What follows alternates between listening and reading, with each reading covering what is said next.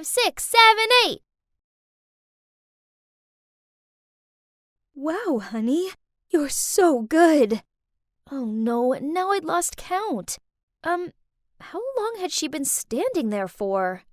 Oh, sorry. I didn't mean to startle you. Can you teach me some moves? I hesitated, but I didn't want to sound mean, so, sure, Carol, come in. I'll show you some of the basics. I did some simple moves for her to follow, but, oh man, she was awful. Seeing an out-of-shape, middle-aged woman attempting front lunges and high Vs isn't something you see every day. But I did appreciate that she was putting the effort into getting to know me. Oh, sorry. You must be wondering why I was calling my mom by her first name. Well, she's actually not my mom. She's my stepmom. You see, my mom passed away when I was 10. Then last year, when I turned 15, Dad started seeing someone again with help of a matchmaker. And he thought it was important for me to have a mother figure, and that's how we ended up marrying Carol. I enjoyed having bonding time with Carol, but it quickly became kinda uncomfortable. She watched me practice my cheerleading moves every night, started up conversations about the boys at my school, and she insisted on binge-watching TV series with me. Yeah, you all must know how awkward it is having an adult sitting next to you while there's some romantic kissing scene on the screen, right? Jesus, I needed my privacy. Then one time, I arrived home from school to find her in my room, going through my makeup. Donna, sweetie, how exactly do you use this? Okay, so this was a bit too much. She's crossing some lines here, messing around with my stuff without asking, but I couldn't bring myself to get mad at her either. You see, Carol is the definition of an ideal housewife. She's such a kind-hearted woman, and she always kept the house immaculate and cooked delicious meals. Maybe she spent so much time doing this that she didn't have any time to take care of her appearance? Hey, everyone deserves to feel beautiful, right? So I showed her how to apply makeup. Carol, you do so much for Dad and me, so I think it's about time you treated yourself. How about we go to the mall tomorrow? I would love to. I thought I was doing something nice for her. Little did I know, this was the start of something crazy. The next day at the mall, I took her into a clothing store where women her age shopped. I held up a nice blouse, but she shook her head. Then, to my utter dismay, she insisted we go into the Pull & Bear store next door. But Carol, that's for teenagers! But she still marched us in there. Then she pointed at an outfit and asked me if I could try it on for her. I wanted today to be about her, not me. But okay, as long as she's happy. I stepped out of the dressing room and twirled, and the store staff immediately complimented me. Then Carol suddenly turned to the staff and asked them to get the exact dress in size XL. What? Was she going to wear that too? Carol coyly stepped out from behind the curtain and asked, "So, what do you think?" I froze for a moment. I mean, look at her. She looked ridiculous, but I couldn't tell her that, so I reluctantly gave her a thumbs up. And just like that, Carol bought us both the exact same dress. But there's more. She suggested that we both wear them right now, while we were still in the mall. I spluttered out, shouldn't we save them for a special occasion? But her mind was made up. So, there we were. Daughter and stepmom walking through the mall in matching dresses. I could feel all eyes were on us. We even ran into one of my friends, and she mistook Carol for my cousin. At least, that was until she saw Carol's face. That poor girl looked like she'd just seen Annabelle. Carol sure was flattered, as on the way home she beamed as she said, "To think, your friend thought I was your cousin. I should dress like you more often. It takes years off me." And I kid you not, she actually meant it.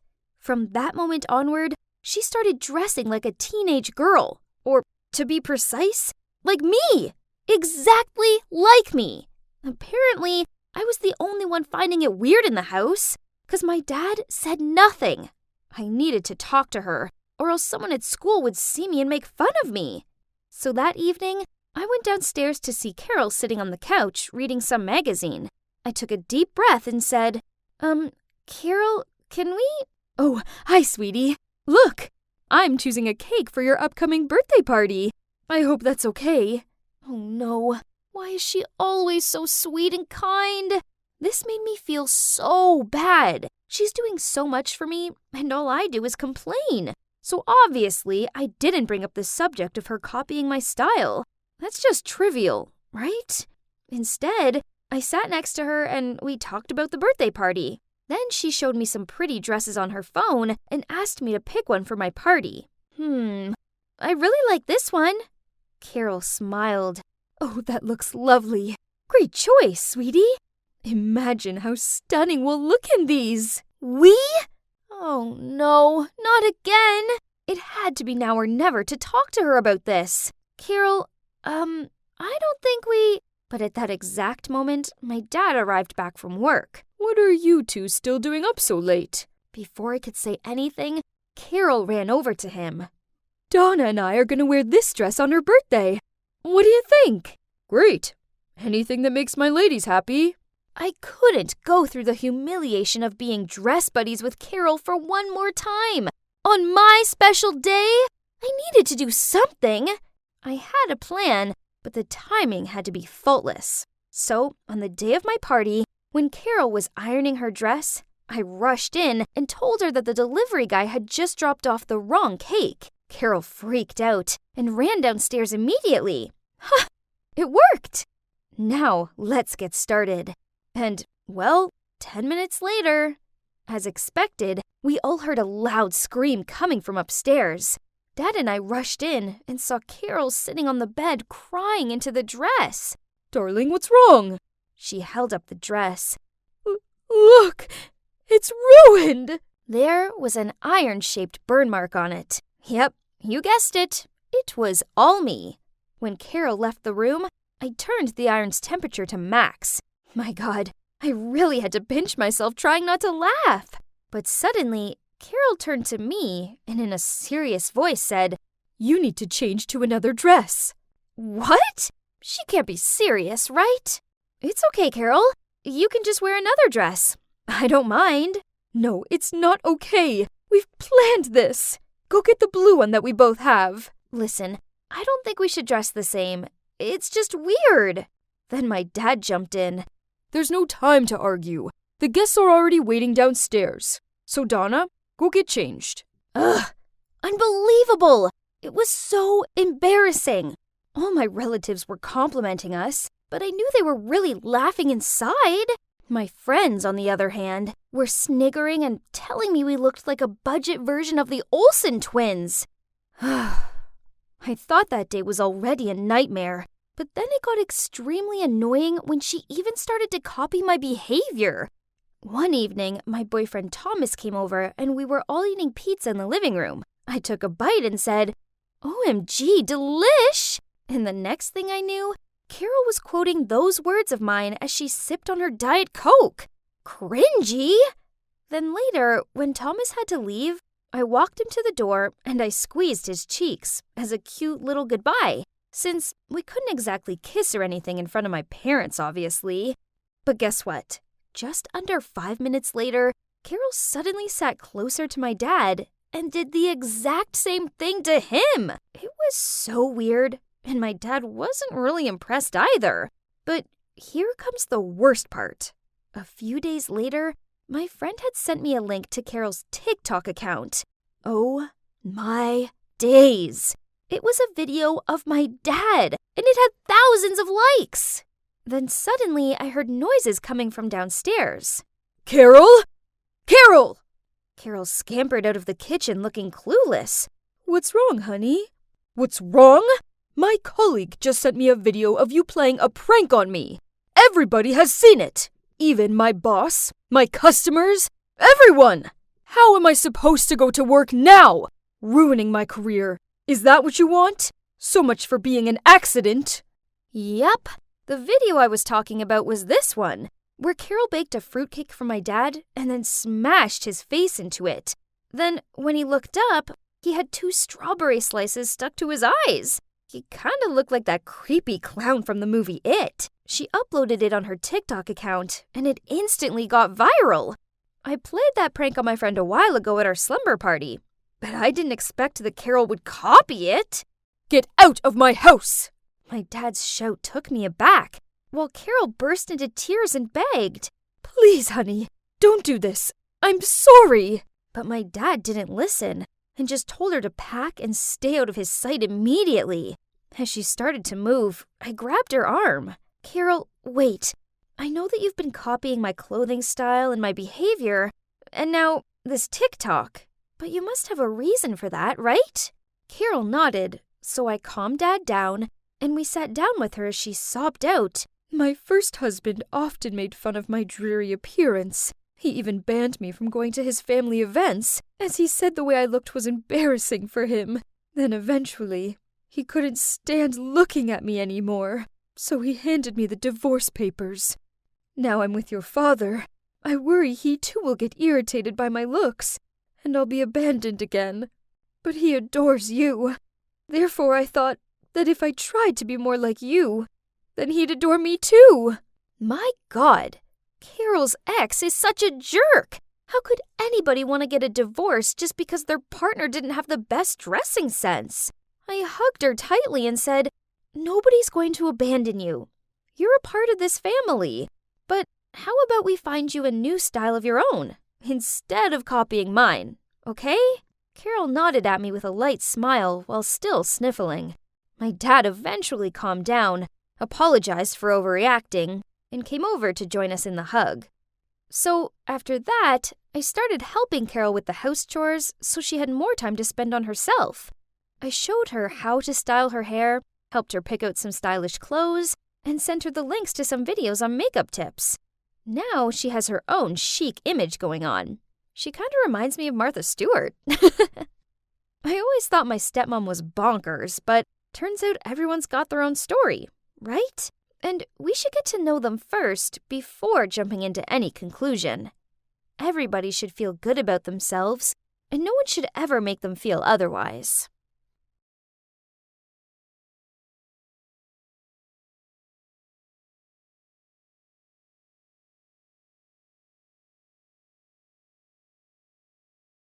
Do you know what it feels like to live in a splendidly luxurious castle, wearing extravagant dresses, indulging in exquisite dishes, and always having servants take care of you? Well, actually, I don't really know either. I'm just a little maid who's fortunate enough to be friends with Princess Anne. Oh, by the way, my name is Diana, and I was born in the palace of a small European kingdom. Sounds like a fairy tale, doesn't it? Well, I don't exactly live a fairy tale life. I'm only here because of my mother, Stella. She had devoted her entire life to serve the queen, so in return, I was allowed to live in the castle. And when I grew up, I became a servant to Princess Anne, who was just a few ages older than me, so we immediately hit it off. Ironically, though, I'm not quite cut out to be a servant. I'm a bit, okay, maybe very clumsy, and I tend to be less helpful than I actually should. When all is quiet, it's likely that I've just hidden myself away in the library, lost in its endless sea of books. It would be more fun if Anne was just as happy to spend time in the library as me, but she doesn't care much for reading or studying. She said it makes you age like crazy. But still, she must attend her mandatory classes, by the Queen's order, of course, although she'd much better enjoy cooking, cleaning, and decorating. So whenever there weren't eyes on us, Anne and I would help each other out. I would sneak into her classes, listen to the tutor attentively so I could help her with assignments later. In return, she'd help me with the palace's errands. Anne was how I imagined having a sister is like. We just got each other's back. I knew the real Anne. I supported her passion for baking even when her own mother forbade her, and I was the only one who knew about her big crush on Count Harold, who often came bearing tributes from the people. Anne was so kind that she always gave me plenty of good food to share with Mom and other maids. But Mom wasn't too thrilled about this. For some reason, she was always anxious seeing how close me and Anne were. Don't forget your place, Diana. Princess Anne is still royalty, and you're just a little maid. Be sure you never cross the line with her. She's just trying to help us, Mom. Don't worry, I'll be careful. Then one day, Anne found a beautiful vintage dress from her closet and convinced me to try it on. I agreed, and once I stepped out of the changing screen,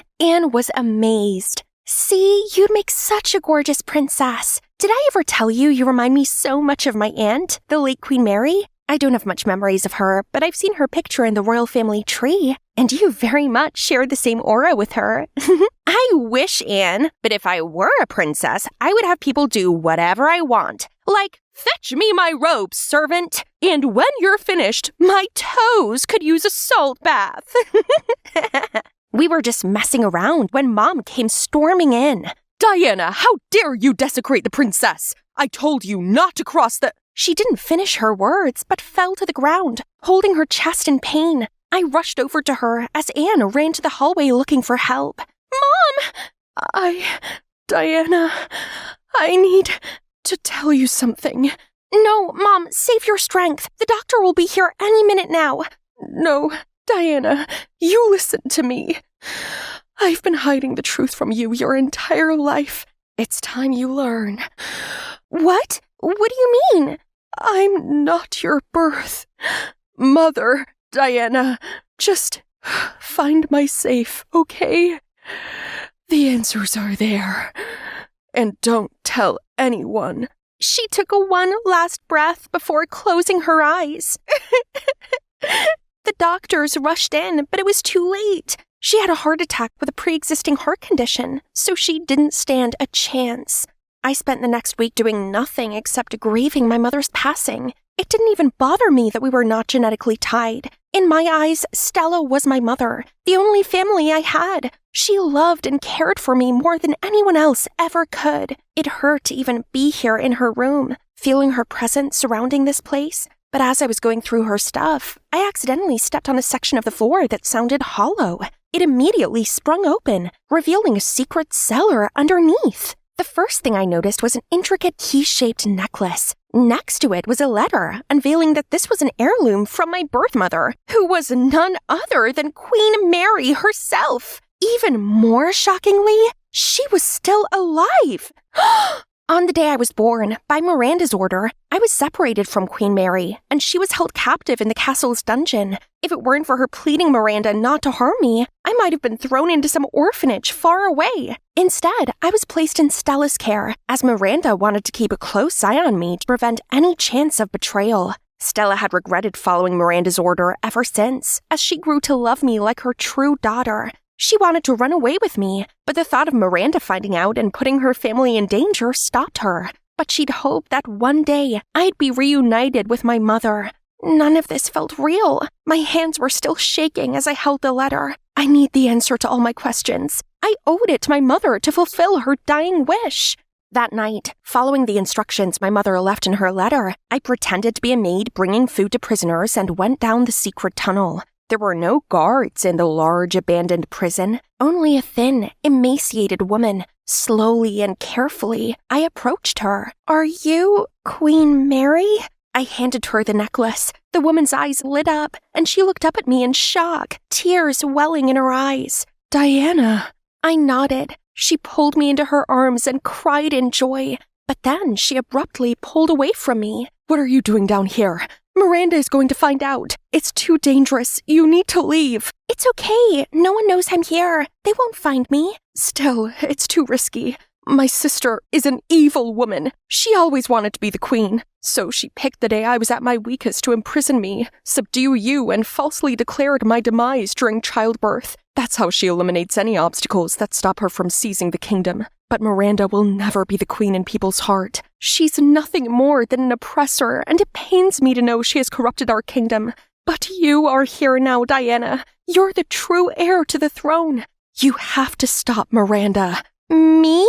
I still haven't dared to believe any of this is real. I grew up just a little maid who's never been formally educated. What can I possibly do to overthrow someone in control of an entire country?" "Diana, I'm sorry I couldn't give you a better childhood, but I know, deep inside, you are a strong, resilient girl. Stella told me all the time how smart and bright you are, as she brought me food. Me and her both believed in you. You have the power to make things right." My mind was still swirling with all this new information, things that just seemed impossible, unbelievable. "I understand why you might be doubtful, but here, leave the palace and test your DNA against mine. Once you confirm your identity, you can decide what to do next, but you can't stay inside the castle any longer.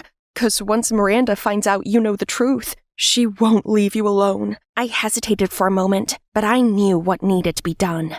So, early in the morning, I packed up some belongings and grabbed some food before sneaking into a freight truck that was about to leave. But then I suddenly bumped into someone. Hey, watch where you're going! Shh! Keep it down! Why? Don't tell me you're some kind of thief. No, I'm a maid. I'm just not allowed to go outside the palace. But, the princess desperately wants to make a Dutch chocolate cake, and the storage is out of ingredients, so I need to go to market. And did you plan to sneak into my truck and have a free ride there? I didn't know it was your truck, but if you can help me, that would be lovely. And what would I get in return? My company. Fair enough. It's a lonely ride. By the way, what's your name? Diana, what's yours? People call me Harry. Now let's get going. We hopped into the truck, and Harry turned out to be not such a bad companion. It was nice to have someone else my age to talk to for once, especially a handsome one. Then he turned on this music that's called pop. I swear, it was so good, I couldn't help grooving along. This song is my favorite. Do you know it? Nope. The Queen doesn't even allow us to own a radio. Oh, wow. Maybe I can sneak one in for you. I would absolutely love that. After a while of driving, we took a break in the forest to stretch our legs. I shared with Harry some cookies and baked earlier today, when suddenly a snake coiled around the lower part of my leg and sunk its teeth into it. Pain immediately shot up. Moments later, Harry dislodged the snake and threw it away. Then he leaned over, sucking the venom out of my wound without hesitation. I blushed, both confused and flattered. He grabbed some clean cloths in the truck and helped me bandage the wound. I'm sorry, that was weird. No, that was kind of you. And I really hate to say this, but I don't think the snake is poisonous. I read about it in a book once, but still, thank you for saving me. His face turned bright red even for minutes later. It was so cute. We then continued our journey. When we arrived in an aristocratic area where people seemed to be living in luxury, I began to doubt that the kingdom was as poor and in bad shape as Queen Mary had said, until we arrived at the commoner community. I was taken aback by the small buildings and houses that were old and crumbling. The market was basically desolate, with only a couple of sellers in sight. I couldn't even find any baking supplies there. It was growing dark, so Harry asked if I wanted to crash at his place. I had nowhere else to go, so I agreed. Harry's house was shockingly small, but it was clean and cozy. His father is a doctor, and his mom takes care of his 3-year-old sister. They kindly welcomed me and invited me to have dinner with them. Although it was frugal, to say the least, and I could tell that everyone was still hungry after the meal. I have a loaf of bread in my pack. I'd love to share it with you all if that's okay, to thank you for your hospitality. Harry's mother smiled and nodded, and his little sister squealed in delight as she dug into the loaf of bread. Since the famine began, everyone has suffered, even the ones with good jobs. We've all needed to tighten our belts a bit. Just then, a loud thumping sounded at the front door. Open this door now, or we will kick it down! As Harry and his parents rushed to the door, I hid in another room, afraid that I would be recognized. The guards were there, demanding tax payment, or else the family would be removed from their home. It hurt me to watch them fork over the money, searching their pockets to count every last coin they had. That night, I tossed and turned. I couldn't stop thinking about how Queen Miranda could oppress her own people to this point. I was flooded with guilt, thinking about how gleefully Anne and I would share the tributes taken from these poor people, unaware that they were suffering and starving. I couldn't stay in bed any longer. I crept out into the hallway and down the stairs, and suddenly spotted Harry's father, reading a book under a lamplight. I'm sorry to disturb you. No worries. Anything I could help you with? I actually do need your help. You see, I left the palace because I wanted to confirm something. If you could please compare my DNA to this person believes she's my birth mother. Sure. It might take a couple of days. That's fine, but please do not tell anyone about this. He looked confused, like he wanted to ask more questions, but seeing how reserved I was, he didn't. The next morning, I helped Harry and his mother clean up the houses of other people who couldn't pay the tax last night. The guards had ransacked a number of homes looking for the money, and now they were left starving and penniless. It couldn't go on like this. I need to find a way to feed the people first. So I came up with the idea of hunting some wild animals in the forest for food. Then I instructed each household to build a hidden cellar under the ground to store their food and keep their properties to themselves. I was so focused on the dire situation that I didn't even have time to worry about the DNA results until I received them that evening. The result shows that you and the other person are indeed related. I see. It also shows that the other DNA belongs to the late Queen Mary. May I know how this is possible? It's because Queen Mary is still alive. And if the result is true, that means I really am her daughter. At that moment, Harry unexpectedly entered the room, jaw dropped. You're what? Long idling hours in class finally came to an end. Time to go home and chill. Huh? Are those thugs threatening a girl? Picking on the weak? Such cowards. Oops, she saw me. Now they're all looking at me. As a Muay Thai prodigy, I most definitely will run as fast as I can from danger. It's not me. My legs have a mind of their own. Besides, I stood no chance against those big, scary guys. I might get myself hurt if I tried to help. Then she'd call me a jumpy idiot. Yet some part of me still wished I could do something. While I was pondering from afar, a guy charged at them out of nowhere, then knocked them all out. Looked like he knew martial arts. Like me. I'm Jamie, by the way, and my story's absolutely normal. Please like and subscribe. I didn't expect to see my dad home this early. Sweetie, you're back already. How's your day? Hi, Dad. All good. It's been just me and my dad since my mom passed away when I was little. He's the best dad I could ask for, but he's shunned by this entire town. He's one of the firefighters who reported to a tragic fire accident around a year ago. They managed to save many lives, but unfortunately there were casualties. After that, the fire department became the town's scapegoat just because they couldn't save everyone. However, I could see better than anyone how much my father had sacrificed. He always covered up his left arm and told me not to tell anybody about it. He considered it part of his job and still felt guilty about that tragedy. More importantly, he taught me to be willing to help others no matter what. Little Jamie did listen to him and was always helpful, but no matter how hard we tried, we still had to endure the townsfolk's woulda, coulda, shoulda nonsense. So I now live by my own rule. Don't be a hero. Hey, it helped Jesse Eisenberg's character survive Zombieland, so it'd surely get me through my life. And so the happy little girl now wears a permanent scowl on her face like her armor. Thanks to my tough exterior, no one would ever pick a fight with me, or speak badly about me, at least not to my face. Side effects included having no friends, getting pushed around by teachers, and being brushed off most of the time. You know, the usual cold shoulder. The next day, I was enjoying a good old boring normal day when I suddenly was summoned to the principal's office. For bullying a fellow student? What? Turns out, the damsel in distress yesterday, Betty, reported everything to the principal while conveniently placing me in that gang. I tried explaining myself, but my efforts seemed to be futile. Can't say I'm surprised. Like father, like daughter, I am seriously concerned about my students' safety, especially since street violence reigns in this area lately. Such terrible behavior is even more serious coming from you than those imbeciles. Good heavens, I hadn't even touched a single strand of hair on anyone's head. Poof, she obviously is blaming me simply because I didn't help. But speaking the truth would be like adding fuel to the fire. I believe the proper punishment for you is immediate suspension for 2 weeks. No, sir, I can't be their accomplice because I was gonna start a self-defense club for girls. Just like you, I worry a great deal about multiple attacks recently. Therefore, I want to help them be prepared. I was trying to recruit Betty, but she was surrounded by so many of them while I was all alone.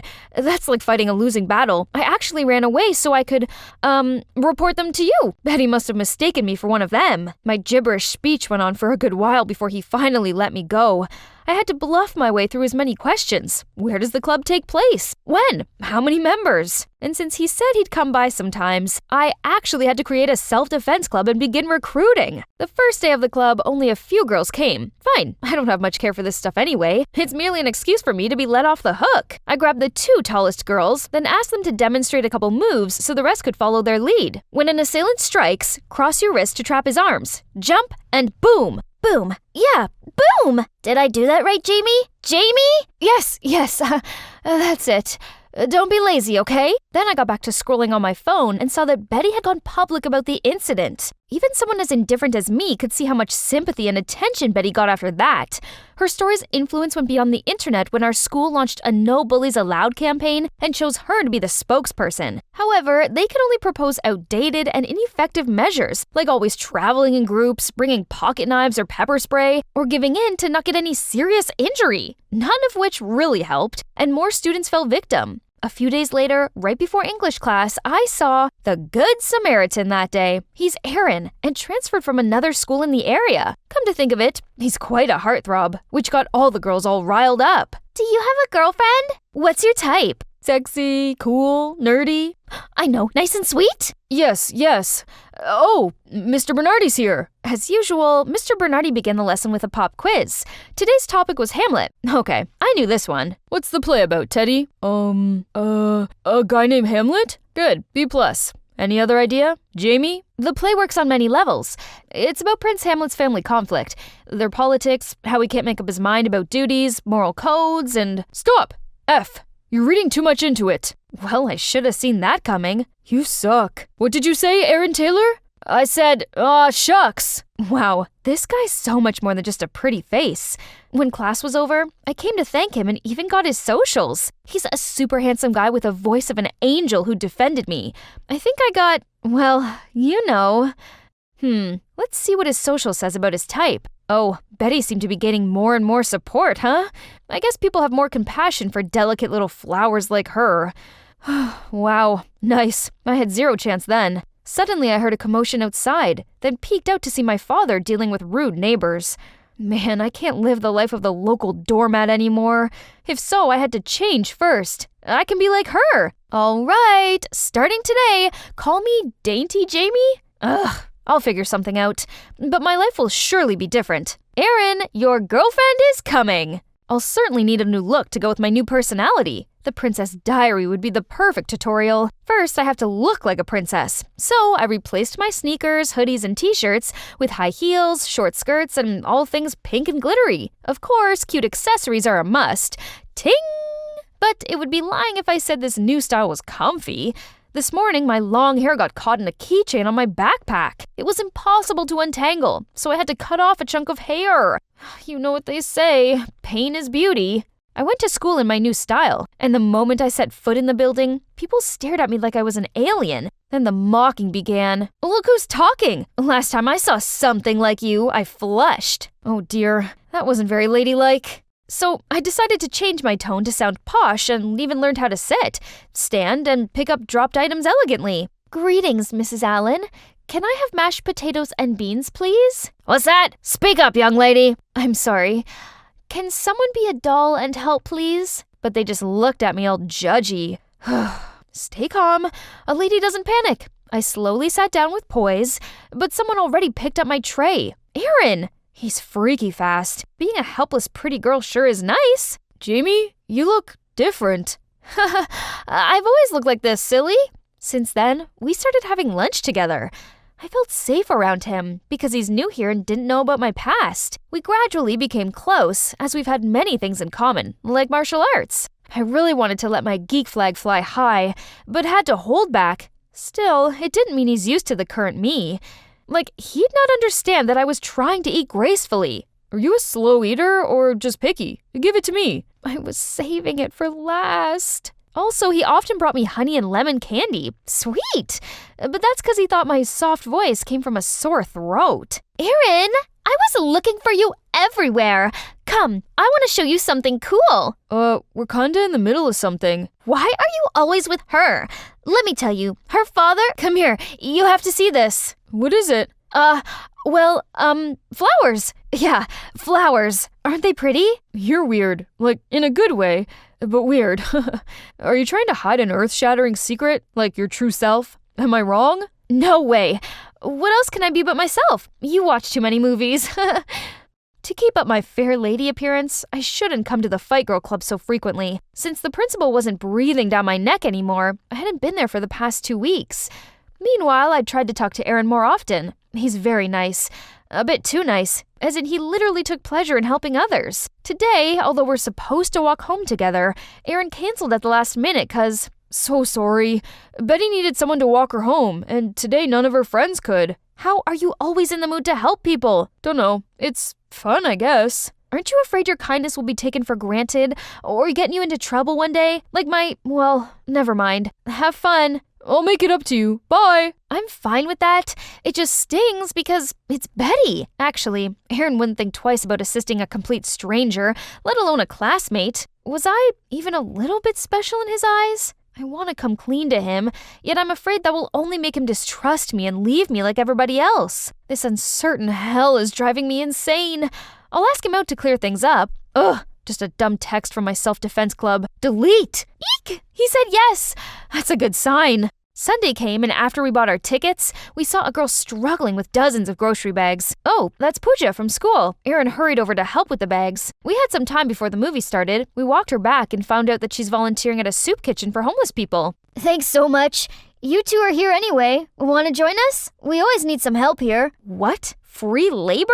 Absolutely, we're no sorry. problem. We got tickets to a movie, right, Aaron? I don't think it's too late to change our plan, though. I had to pull him aside immediately. Aaron, what if we're too helpful so they keep us here until late? If not, we'll get yelled at. And if we leave early, they'll have something else to say. I don't know. Maybe this isn't a good idea. Come now, so complicated. Just flat out say you don't want to help. Don't be ridiculous. It's our date, and we shouldn't let it go to waste. I'm ridiculous? Okay, but at least I'm not selfish and conceited. You don't want to feed the homeless? I'll stay and give them a hand. You can leave. Hey, what's the matter with you? Don't think you're better because you help everyone you see. Oh, so now we're being honest? Fine, my turn. I didn't listen to what everyone said about you and still became your friend. Turns out they're all right after all. Like father, like daughter. What are you talking about? You knew everything? Yeah, I'm not dumb, and that's not all. Now I finally believe my dad died in that fire because of your dad's negligence. Then he stormed off, leaving me stunned. I could see he rolled up his sleeves and began happily working, while I was left out here with my heart broken. My most precious timekeeper. There's a saying that goes, when you fully trust someone without any doubt, you'll either have a person for life or a lesson for life. You bet I learned a valuable lesson because that quote manifested itself into my life. It was the summer of 2000, before our beloved smartphones and social media even existed. Elio, Tara, and I were exploring the glorious Barcelona. Spain was our first stop on our trip across Europe to celebrate high school graduation. That's 18-year-old me. I'd always wanted a partner who I could trust with my life and stick with me through thick and thin. But the boys I dated were too childish or selfish to be considered trustworthy, except for my sweet Elio. He's always so attentive and cared for me greatly, but somehow he couldn't ease my anxiety. At the beginning, I wanted us to have a couples trip, but then I decided to have my only friend Tara join us, just to be safe. My treat, of course. Only Tara stayed friends with me after many other greedy leeches tried latching onto me for my family's wealth. Sure, I got you, girl. I was thinking you might just chicken out without me. Ha ha ha. She knew me too well. And so our journey began. Why Barcelona, you asked? Because I wanted to connect to my Spanish roots since my grandparents met, then got married over there. Hopefully, Elio and I would be just like them. After weeks of sampling Michelin restaurants, 5-star hotels, and high-end nightclubs, we visited Las Ramblas Market, and so did dozens of other tourists. Ugh, are they not seeing me intentionally? I can't suffocate between sweaty people, so I let us out of the crowd. Here comes fresh air. But hey, where are Tara and Elio?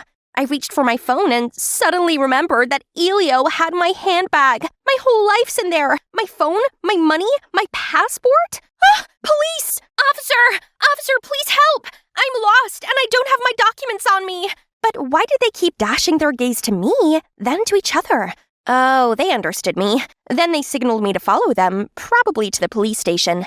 What? This is a hospital. They think I'm nuts? No, this isn't happening. What do I do? Excuse me, you need help? That snapped me out of the panic attack. I turned around and saw 2 male supermodels. My. Hang on, time and place, Michaela. Turns out the guy who just approached me was Guzman. He's quite fluent in English and very friendly. Meanwhile, the cold one was Manu, who seemed to be watching me like an alien. I told him about my situation, then they led me to the U.S. Embassy.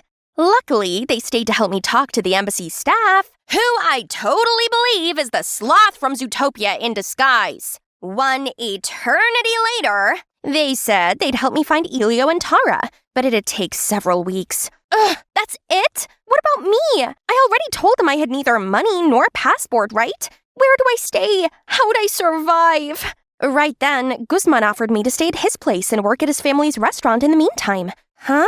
Isn't that too generous to a stranger like me? These two beautiful and helpful people could be baits, but without any other option, I had to cautiously follow them. This was the first time I ever had to be on my own in a strange place, and the fact that their home was an old, slightly shabby restaurant didn't help. Mr. and Mrs. Rios, the owners, aka their parents, welcomed and fed me. I wasn't sure if the food was poisoned or not, but my rumbling tummy convinced me to blindly trust them for now. Then they showed me my room. That's nice. Perhaps a bit too nice, especially to a complete stranger. Am I gonna get kidnapped like when I was 5? If it wasn't for my bodyguard, I'd be living in a human trafficker's wonderland now. This room's only secured by a simple slide bolt, so I used all my strength to barricade the door with this wardrobe. Whew, that'll do it. I couldn't sleep much and got up pretty early, but it took me a while to remove my barricade and get downstairs.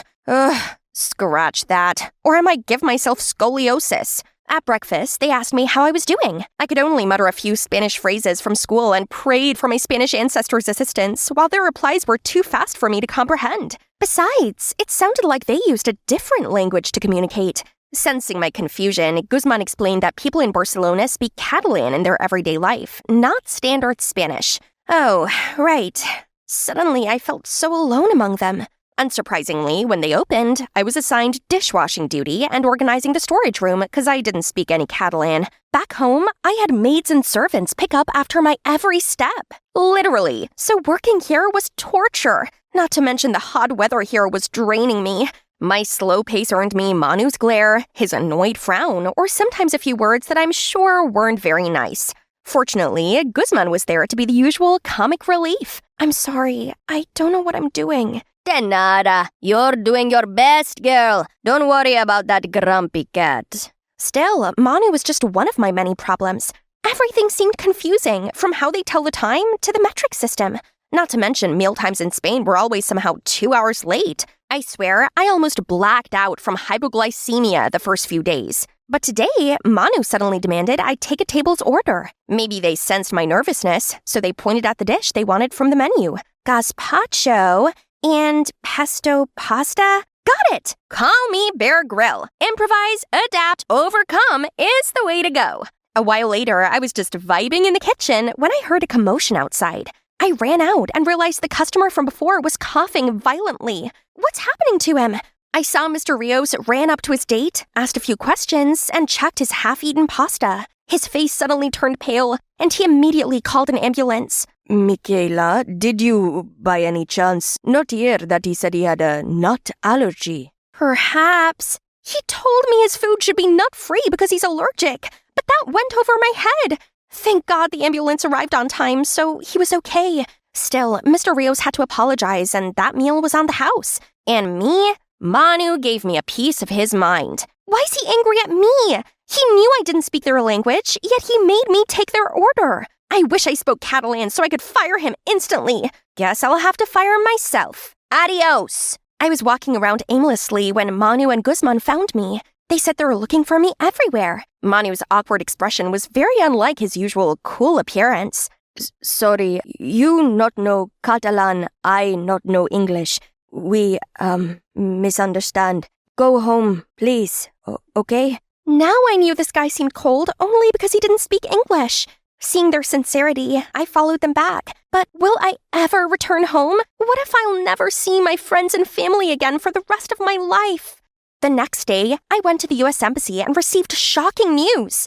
Elio and Tara not only had already left Barcelona, but Spain. A week ago. Why didn't you inform me immediately when you found them? Oh, we were gonna do that tomorrow. They're gone anyway. What's so funny about that, you moron? Never mind. Burning this place down wouldn't solve anything. My world had already collapsed. What did I do to deserve this? Why am I surrounded by cruel people? My paranoia was proven right once again. I can't trust anyone but myself.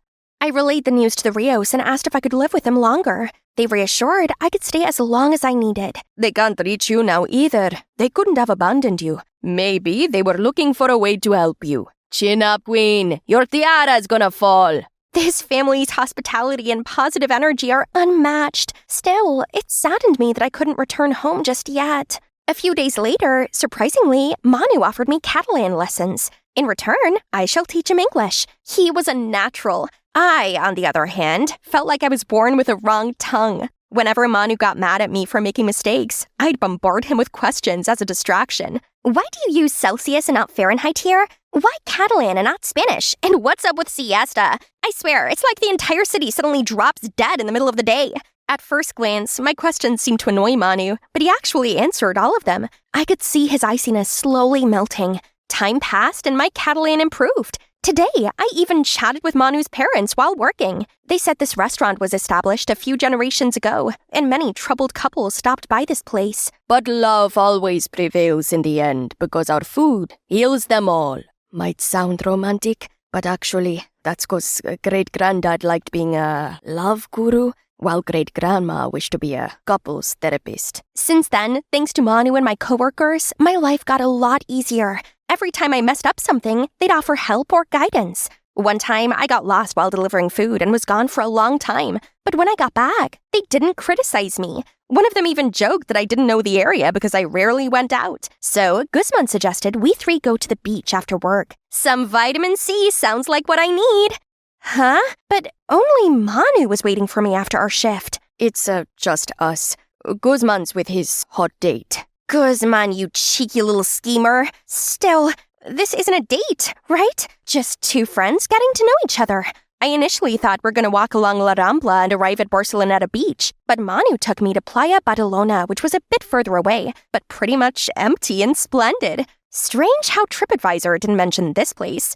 Manu brought out a bottle of cava, a Barcelona specialty. Wow, isn't it expensive? Are you sure I can have this? You worked hard and deserve to play hard. Aw, so thoughtful. He might make me blush. Then we toasted to my chaotic arrival here. That's the stuff. With Manu, I got to see an ordinary side of Barcelona. Not often do I get the chance to be somewhere this beautiful. I should be more adapting. Besides, if I wasn't here, I'd never get to observe this magnificent monument up close. Leave room for Jesus! Jesus! I mean, Guzman? He had a terrible date and came to vent. What were you thinking, Michaela? You have a boyfriend, remember? Eventually, my life here got more enjoyable. I kinda adopted the mañana mentality, so taking it slow became my motto. I now realized whoever invented siesta was a genius. People would sometimes burst into songs, as others would either sing along or dance to the music. Spaniards seem to value quality of life more than those in the States. Speaking of which, I still got homesick from time to time, and Manu's the only one who seemed to notice. You can talk to me anytime. Rest assured, we're all happy to have you here. Okay, I might have a teeny tiny crush on him. No, focus, Michaela. Think about Elio, your boyfriend. I wonder how he and Tara were doing. Speak of the devil, I saw them again that evening on a TV show about tourism in Marseille, France. And they shamelessly claimed to be a couple. I couldn't believe it. However, without my passport, I couldn't get to them. So I asked Manu and Guzman to go there, and they agreed. Girl, don't worry. I'm more than happy to bring those traitors to justice on your behalf. No matter what had happened, I'll be eternally grateful to them. My guardian angels. They returned after a couple of days with my stuff, but Manu said those two showed no remorse as they put all the blame on me. The moment I saw them, I knew those two were beg-backing. Trust me, honey, they're penniless. But I still had questions, so I immediately called Tara and chaos ensued. Tara said my paranoia and stubbornness tired her out, as they did Elio. We kept it to ourselves all this time because we didn't want to hurt you. But actually, it felt like a relief to not have you around. Did you know that we bonded over shared trauma? That's you. Good. I hope you two are happy asking strangers for money together. Tara, are you talking to Michaela? Mickey, wait! I can't listen to another word. There wasn't even any tears left in me. Manu sat down next to me. Hey, you got rid of those traitors. Why the long face? I'm fine. Don't mind me.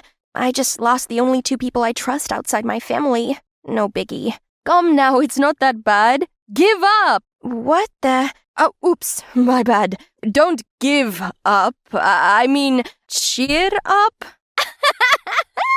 Don't laugh. I mean it. Since you got here, you've become a lot more independent, haven't you? You're quite a strong, resilient girl. He's right, and not just because I like him. I'd been so caught up in everything that I didn't realize I'd been entrusting my life to him, who I barely knew. I'd been relying so much on him and his family. Maybe it's not so bad knowing good people still exist. And this guy, he makes it so hard for me to leave this place.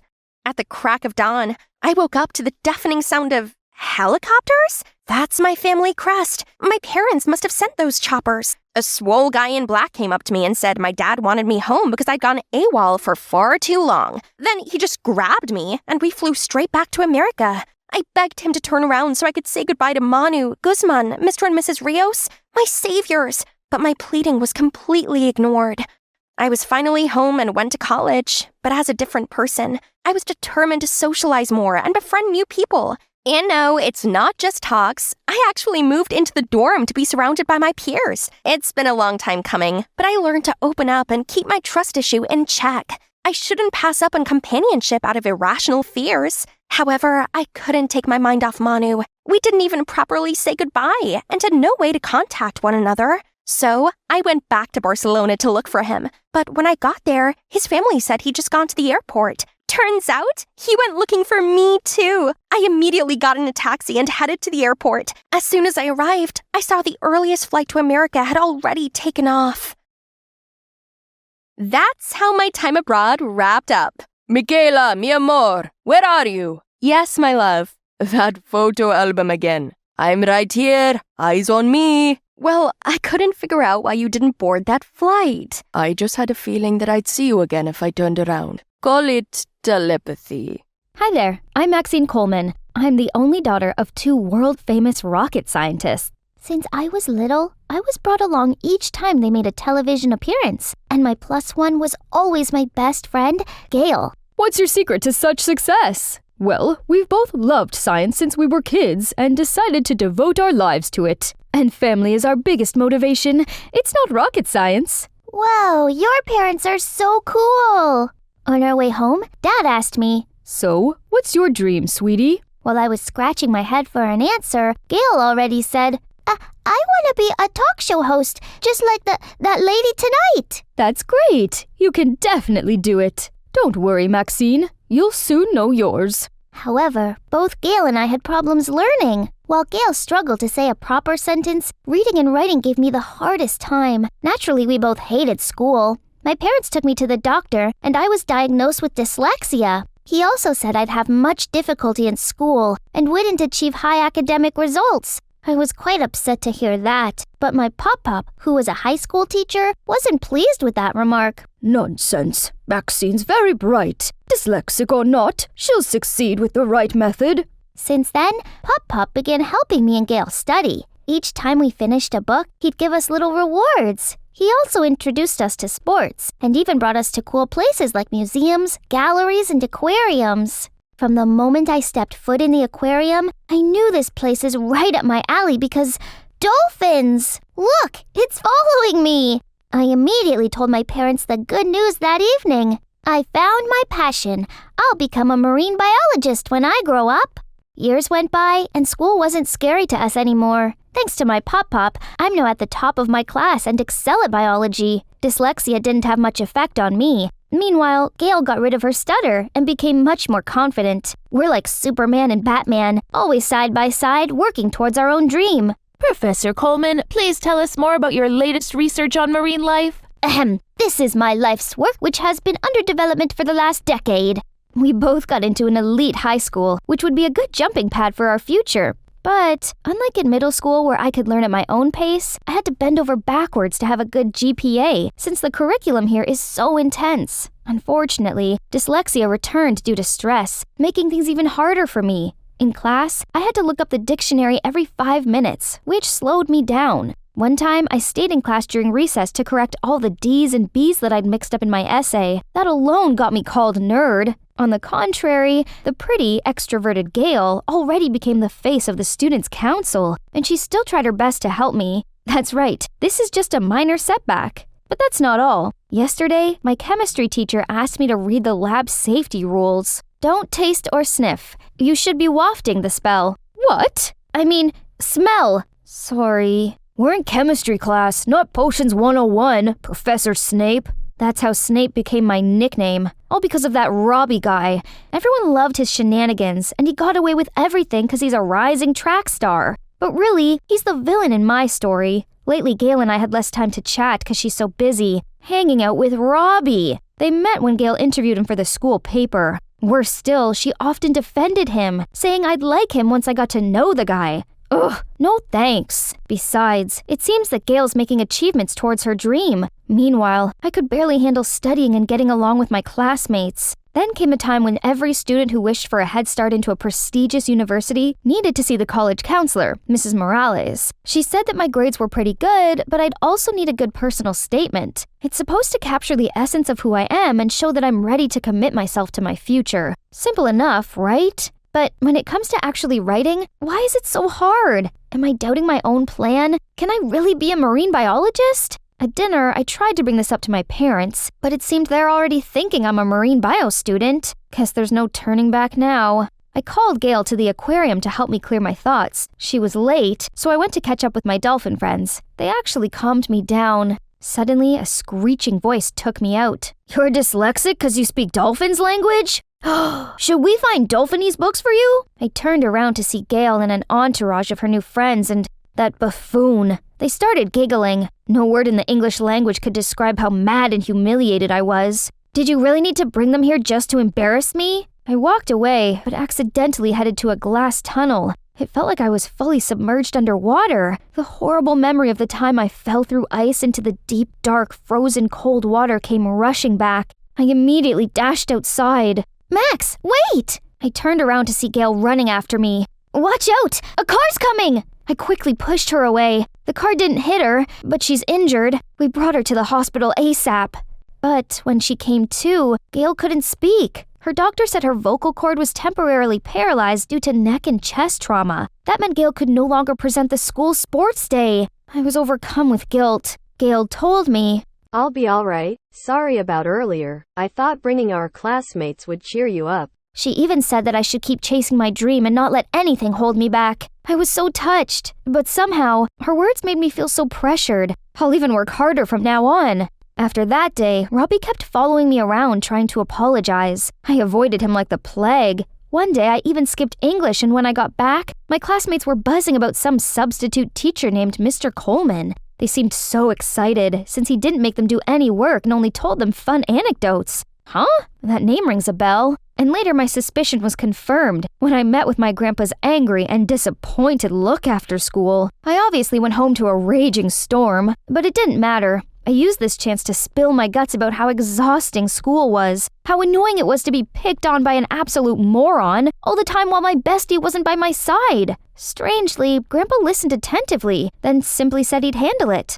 A few days later, he revealed that his way of handling it was making me that dimwit's tutor. Worst idea ever! Even though Pop Pop guaranteed that clown would work with me, I still wanted to kiss that jock with an uppercut. I ranted to Gail thinking she'd help me out of this. Unexpectedly, Gail also told me to give him a chance. Then, I might see his good side too? Right at that moment, the idiot appeared with a Nintendo Switch. How immature! That's my cue to leave. After the first lesson, I realized any regular teaching method could never hold this dummy's attention. But I can't just give up. Pop Pop taught me that there's no bad students. Fine, I'll find the right way to make him study. So, I showed him YouTube videos on biology to keep him focused, taught him the periodic table song, and talked about world history in his language. In 1914, after the Austrian Archduke was unalieved, Austria-Hungary declared war on Serbia, and Russia was like, "Say less, we got you, bro." Then Germany wanted to be the main character and waged war when literally nobody asked. So, you're saying World War I started mostly because the German Empire was pressed about being mid? Yes, brother. After some time, Robbie's grades went from D and F to C and B. While I no longer had to cram like before, since preparing lessons for him helped me remember everything naturally. Studying suddenly wasn't so hard anymore. And maybe Gail was right. This guy wasn't that terrible after all. One afternoon, Robbie shared some good news. Hey, my track meet went so well. Thanks for helping me with my grades, or else I would have been disqualified. Let's celebrate. Congrats! Can't celebrate without Gail. I heard she just got back from the hospital. Let's come to her place and get nuts. Moderately, though. Robbie passionately talked about his great achievement, while I told Gail that we're getting along now, but Gail seemed unenthusiastic. Then she coldly asked us to leave. We were both so confused. I asked Gail's mum and found out that most of her injuries had healed, except for her vocal cord. She's undergoing treatment, but her doctor was unsure how long it would take for her to talk again. Poor girl. Suddenly, Gail rushed out to put a piece of paper in my hand, then ran away. On my way home, I read the note. It's all your fault. If you didn't run, none of this would have happened. I'd rather get hit by a car. It would have only given me a broken arm. It's you who killed my dream. That's Gail's true feelings? Her words cut deep. When Gail returned to class, she didn't talk to anyone, and of course avoided me and Robbie. One time during recess, Mrs. Morales came to me and complimented my personal statement. She even said that if I kept up my GPA, I should have it all in my bag. That means my essay didn't seem as pretentious as I thought, right? Robbie was so happy for me, but I saw Gail's glare out of the corner of my eye and immediately signaled for Robbie to keep it down. At lunchtime, he asked if I was upset because of Gail. Not really. She'll perk up when she gets better. So, why the long face? Did Mrs. Morales say you have a bright future ahead of you? I'm not sure anymore. I made myself out to look like someone fully committed to marine biology in my essay, but deep down, it felt like I was lying. I can't even get close to water after falling through the ice that one time. I suddenly felt my throat closing and my eyes watering. I instinctively stood up and left without saying another word. I wanted to talk to my mother about this as soon as I got home, but I arrived in the middle of her conversation with Gail's mom. She brought us the good news. Voice therapy worked, and Gail could talk now. That's amazing. Gail's mom said she's waiting for me at the park, so I went straight there. At the park, I saw Gail standing by a pond. Thank goodness you can talk again. I always knew you'd recover for your dream. My dream? It's turned to ashes. Then Gail told me that although she could talk again, her buttery smooth voice didn't return. Oh no, I was dead inside and tried my best to comfort her. I still believed she could overcome this and regain her voice, the same way she got over her stutter. Easy for you to say. Do you know what it's like to have a demon in your throat? I don't even recognize myself anymore. No, you can still... How about you? Can you get over your fear to achieve your dream? Come on now, do it! With each line, Gail put another step forward, pushing me closer to the edge, until there was only a few inches between me and the water. Go on, it's for your dream. What are you afraid of? Gail took one more step, and I fell into the pond. My trauma took over me. I panicked, thinking this was it. Then someone pulled me out. Robbie! You're insane! She could have died! Gail just ran away crying. Don't yell at her. I shouldn't have picked at her wound. Also, this should be a practice for when I become a marine biologist. Seriously? Or are you just scaring yourself even more?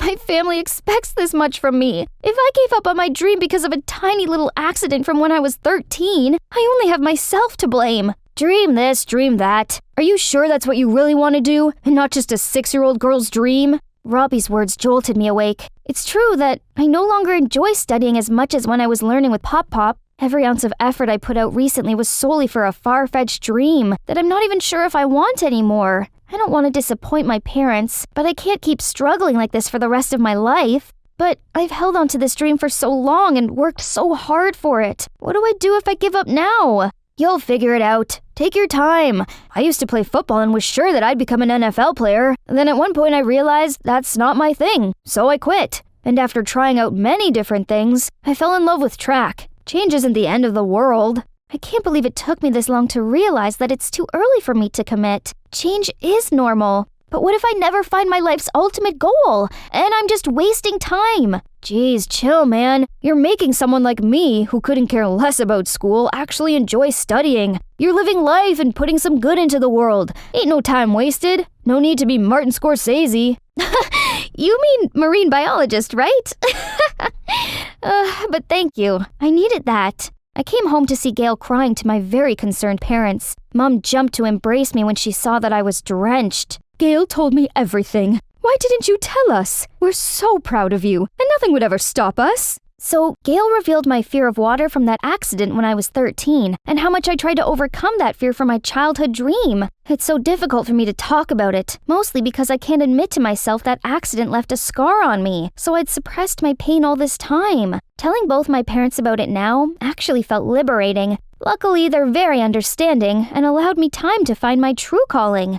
As for Gail, I'm sorry. I was so frustrated with myself that I put it all on you. It's not your fault. Turned out, when Gail ran off, she was hiding behind a bush nearby and overheard my conversation with Robbie. His surprisingly wise take moved her as well. Gail said she'd keep doing therapy for as long as it'd take. Yes, I believe in you. If voice therapy doesn't work out, becoming a heavy metal rock star doesn't sound too bad. Wow, really? I thought Robbie was talking for a second there. After that, it was business as usual, but there's less pressure on me. I actually made a new friend this year and got closer to my best friend. Gail's voice is improving, and she's also having fun exploring other avenues besides talk show host now. Summer came in the blink of an eye, and I decided to volunteer at a school for students with learning disabilities. I wanted to help other dyslexic people like me learn to the best of their ability, the same way Pop Pop helped me. It sounds like a good start for my own self-discovery journey. That could be my dream job. If it's not, I'll keep looking. Hey everyone, I'm Ellie, and my genius inventions are set to make me the next Thomas Edison. If you want to see more of my one-of-a-kind inventions, please comment and don't forget to like and subscribe to Animated Story Show. My mom passed away when I was little, so since then, it's just been me, Dad, and my older sister Kara. Dad's an independent scientist. Growing up, he was always inventing something and let me help around. Naturally, I developed a passion for inventing from an early age. You're playing Frisbee and you're hungry, but you don't have a plate to eat your food. Has this ever happened to you? No. I present to you the Frisbee food plate. Okay, no Frisbee plate. How about these goggles that help you cut onions without tearing up? Or this cool food hat, perfect for all your TV snack needs. Okay, so maybe they weren't ready for my inventions back then, but at least Kara seemed to like them. Like this alarm clock that only goes off when the puzzle has been solved. She's a doctor, so it's important she gets up on time and keeps her mind alert. I want to do well too. It's my dream to be an inventor just like Dad. So I studied hard and managed to get a scholarship into the most prestigious private school in the state. While I was getting used to my new school, Dad was working hard to make sure I got everything I needed. Everyone loved his inventions, including the Bancrofts, one of the wealthiest families in town. They hired him to design a robot chef system, but due to a system error, it short-circuited and set their mansion on fire. Luckily, no one was hurt, but Dad's reputation was at stake. He had to pay for the damages, which meant we had to sell our home. Still, we didn't have enough money. Just then, a woman, Mrs. Harding, came to see Dad and told him that she'd settle everything on one condition. He had to live in the mansion and work exclusively for her. Dad didn't have much choice, so he agreed and asked for me to tag along too. As for Kara, she received a high-paying job offer to provide round-the-clock care for a coma patient, so she moved into the hospital. So Dad and I started our new venture, only mansion life didn't go so well. As soon as we stepped through the huge doors, Dad was bundled off into the basement to work. And me, I became Mrs. Harding's own personal servant. This was so not cool, so I decided to get sweet revenge. I tinkered with Mrs. Harding's high heels so I could control them with a remote. Only I was busted by Ariana, Mrs. Harding's daughter. What are you up to? I'm just... Oh, I see. Clever. Let me help you. What in the cinnamon toast? So, we watched Mrs. Harding put the heels on, wobbled about, and tumbled over. Mission completed. Nice one, Ellie.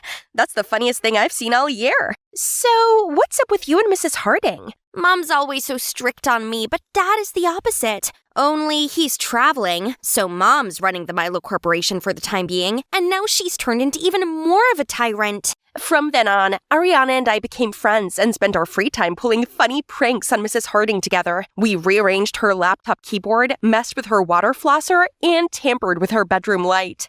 I wanted to help Dad with the finances, so at school, I opened up a design-on-demand inventing service for some extra money. Queen, the school queen bee, noticed and made an order with me. High heels that convert to flats will make partying easier. Put me down for a pair in size 7 and make sure they're hot pink. I finished the order, then excitedly gave them to Queen. Only she fell on her butt. You did it on purpose, didn't you? Ugh, I'll make your life a misery. I made them based exactly on your order. Hey, you got what you ordered, so leave her alone. Turns out this is Owen, who's also here on a scholarship. Owen's a science guy too, so we clicked instantly. One night, I was serving dinner when I overheard Ariana ask her mom why her dad wasn't back home yet. Ariana, he has flown to India for a spiritual retreat. Huh? That doesn't sound like something Dad would do. Yes, well, the spiritual retreat is helpful in running the company. He'll be back soon. Now eat your greens. Ariana seemed very confused still. I knew her pain, as I missed my dad too. Feeling down, I went to see Kara to talk to her about it. But Kara appeared with 2 giant bodyguards. What's with the walking mountains? My patient is very important, so they're here to ensure information security. It's no big deal, sis. Just pretend they're not there. I felt bad that Kara had to work under such extremes for our family, so I was determined to sell more of my inventions. Everyone knows your inventions suck. Quit clogging up the hallway already. We could come up with better inventions. See, straight A's here. Those mean girls who were always ranking last in class now became top students. Pfft, how you achieve those grades doesn't count. Yeah, they definitely didn't earn those A's themselves. And you, that desperate for money, huh? Well, it's a long story. So I told him about my family's misfortune and how lucky I was to have Ariana as a friend, despite her being the daughter of the Myla Corporation owner. She seems cool. Why don't we invite her to the arcade with us? So the 3 of us went there, and Owen quickly acquainted himself with Ariana. It was good they were getting on, but hello, I was still here. When Ariana went to the restroom, I asked Owen, "So, you like her then?" Why? You're not jealous, are you? Jealous? No way. Then Owen suddenly turned serious and told me actually, he's been researching AI. Recently, there were some AI unethical products on the market. Some even took advantage of the face recognition feature to secretly withdraw money from millionaires' bank accounts or stock them. You know, those girls bragged about getting straight A's? Well, they used a cheating device that I suspect came from the Myla Corporation. No way! My dad works for Myla. He wouldn't be behind this. He couldn't. I don't know, Ellie. All I know is companies that use science and tech irresponsibly are a big bugbear of mine, and I had no intention of flirting with Ariana. I only approached her to do some more digging, and maybe we could sneak into the basement to talk to your dad about it. It's impossible. It's like Fort Knox. There's a security guard there 24/7. Owen assured me that between us, we'd figure out a way. I was pondering how best to sneak in to see Dad when Ariana pulled me into her room. Owen is cute, isn't he? Will you help matchmake us? Huh? That was quick. If Ariana knew Owen only hung around with her to find out about Myla Corporation, she'd be really hurt. But she was relentless, so in the end, I reluctantly agreed. I set up a date for them, but seeing them together sucked, so I decided to tag along. But anyway, the date turned out helpful. Not sure what sweet talk Owen had been saying to Ariana, but she agreed to help me and Owen sneak into the basement. The next day, Ariana helped distract the basement security guards. We sneaked in and found Dad on the floor, unconscious. I rushed to his side and urged Owen to help me carry him out. Mom's home! Help Owen leave first! When Mrs. Harding saw me helping Dad out, she went berserk. How dare you remove him from the basement? He has work to do! I found him passed out! You're overworking him! If you don't let me take him to hospital, I'm suing you for negligence. Mrs. Harding reluctantly gave in and ordered the guards to take us to the hospital. At the hospital, Mrs. Harding kicked me out of the room and insisted on seeing her private doctor. I couldn't believe my eyes when Kara walked in. When Kara finished, she stepped out and told Mrs. Harding, "Mr. Miller's awake. Leave him here and I will care for him alongside the other patient." No! I pay you to focus your care solely on one patient. Miller will be taken elsewhere to rest. So it's Mrs. Harding who hired my sister to care for this mysterious coma patient. I ran to talk to Kara, but Mrs. Harding pulled her away. Fine, I would just have to investigate what she was up to myself. The next day I was by my locker when Owen appeared, so I filled him in on what had happened at the hospital. I took these from the basement. Look, this one has the template for the cheating device Queen and our friends use. So Mrs. Harding hired my dad to make these unethical inventions for illegal profit. I just didn't think he'd ever do something like this. The design's just a portable device that could go through metal detectors. Your dad's a righteous scientist. Mrs. Harding must have pressured him into making this. We'll find proof to prove this. That's right. I have to get my dad out of this. Don't worry. I'm always here for you. We're in this together. Oh, I see. So you two are framing my mom? Ariana, you don't know what's going on. Oh, I don't? Then tell me, is this why you approached me? No, let me explain, Ari. And you let him use me? Am I a joke to you two? Then she stormed off. What I feared the most had come true.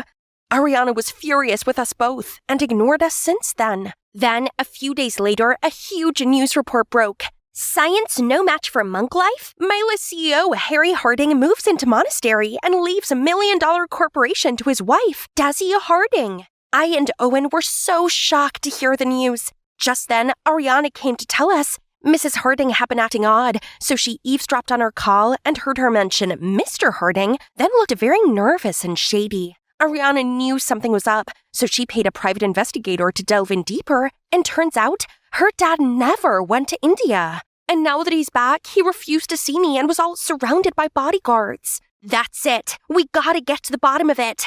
So the next day, Ariana went inside her mom's room. Mom, you've been so distant lately. Can we spend some time together? Just you and me? While the coast was clear, I sneaked into her office and rummaged around. Using my lockpick, I opened her drawer. Inside was a treatment plan with Mr. Harding's name on it. I went to the hospital with Owen and spoke to Kara about the treatment plan.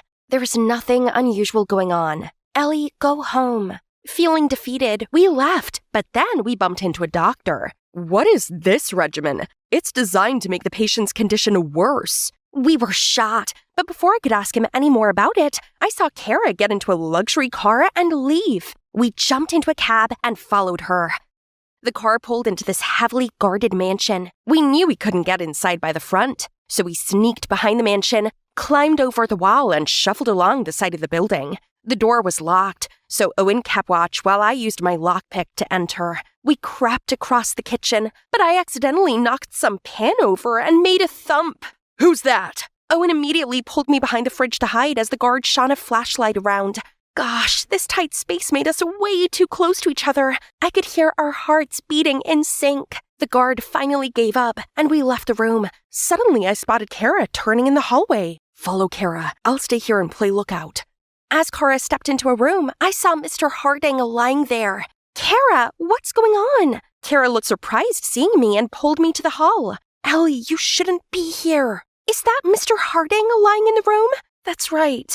Mr. Harding has been in a coma due to an accident during his trip. I was hired by his wife to take care of him. But when he started to recover, Mrs. Harding asked me to put him in a coma for good. I pretended to do as she said, but secretly, I've been helping him. Then who was the man showing up as Ariana's dad before? What on earth do you think you're doing here? Mansion! Go into lockdown! Voice verification not recognized. Surprised, huh? We've reset the system. Now it only responds to me. Seemed like Mrs. Harding had installed an AI system to control the mansion. Luckily, Owen managed to reset it. How could you? Look what else I found in your mansion. You trapped Mr. Miller here and forced him to build a robot to impersonate Ariana's dad without telling him the truth. Dad's also here? And the man showing up as Ariana's dad before was the robot he had created.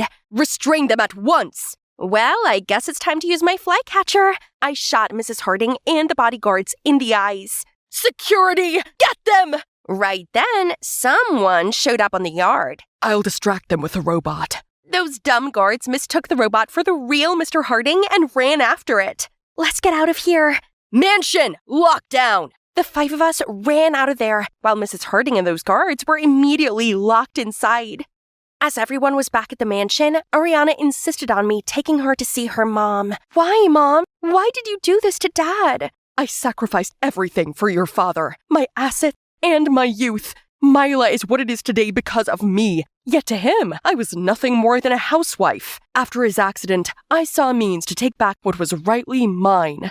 If only he ever once listened to me. Poor Ariana. She doesn't deserve any of this. Our family was finally reunited, and Ariana let us stay in her home until we found somewhere else to live.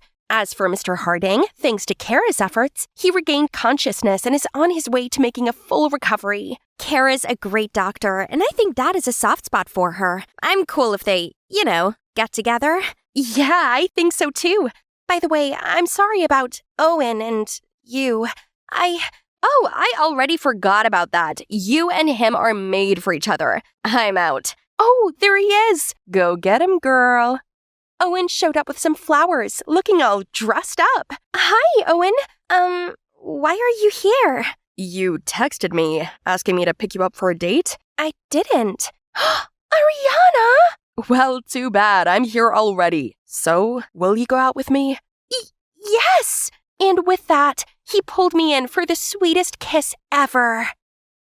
It was the princess fair today at my school. Each girl would show up with a parent, both dressed in princess costumes. My dad and I were anxiously waiting when the teacher finally called our names. But when we showed up on stage, there was a brief moment of silence. Then the whole crowd fell into chaos. My dad in a princess dress doesn't seem too friendly, huh? Hi there, my name's Pamela. Are you wondering how we ended up in that situation? Stay tuned, because I'm about to tell you the funniest story ever. I grew up with two loving parents. Mom ran a popular pizzeria in town, while Dad was a professional boxer. But then, Mom passed away in an accident while Dad was away on a tournament. After that, Dad couldn't stop grieving and blamed himself for leaving Mom alone. So he decided to quit boxing to take care of me and the pizzeria. Growing up, Dad would always make sure I didn't miss out on being a girl, but somehow he failed every single time. It's a miracle. Like, when he tried to do my ponytail, he struggled so much I thought he was boxing with my hair. Today was just one of Dad's failed attempts. After the show, we were heading out when we came across Mr. Rocky, Dad's former competitor. Oh, isn't it Mr. Barkley, our boxing champ? Hi, Rocky. We couldn't believe it when you left the ring. You were a legend, Barkley. But I guess family first, right? Once a famous boxer, now a princess dad? Oh, by the way, this is my son. He's gonna be following in my footsteps. Warrior blood runs in the family, you know? Hope it doesn't run in the family to be a jerk like you.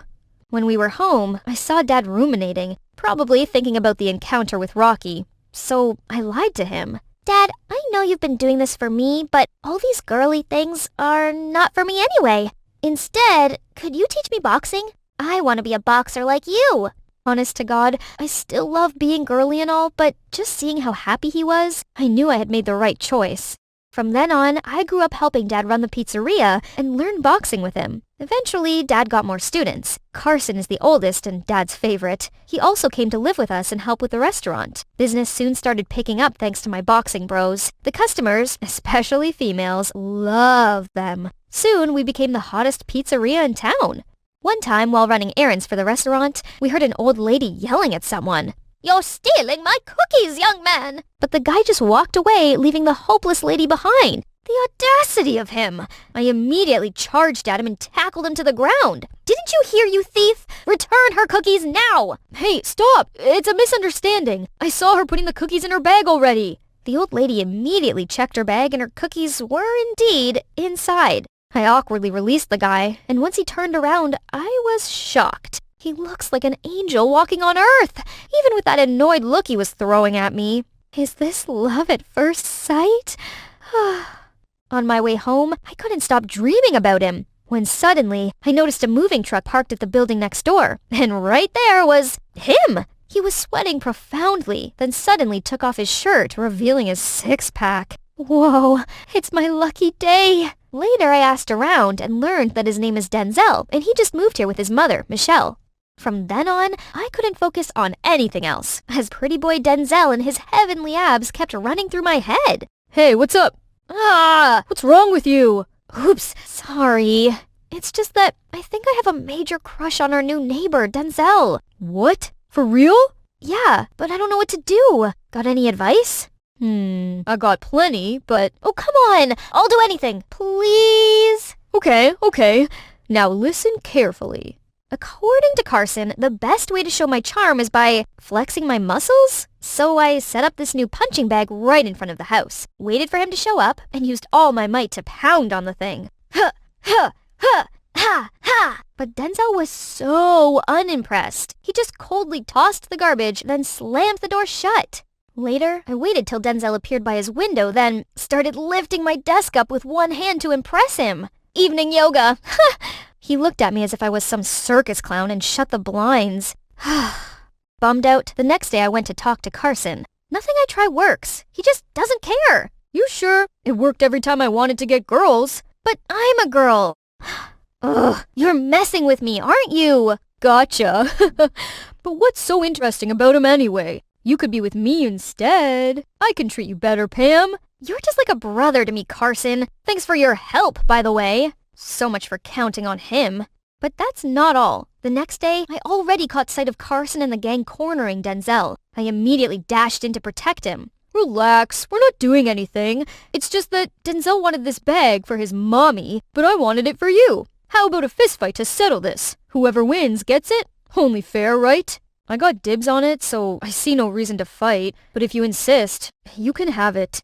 Stop pretending to be so generous. Just say you're scared, wimp. Wah, wah, wah. I don't like fighting. Then he calmly walked away. I caught up with him around the corner. Hey, don't worry. I got your back. Carson wouldn't be able to touch you.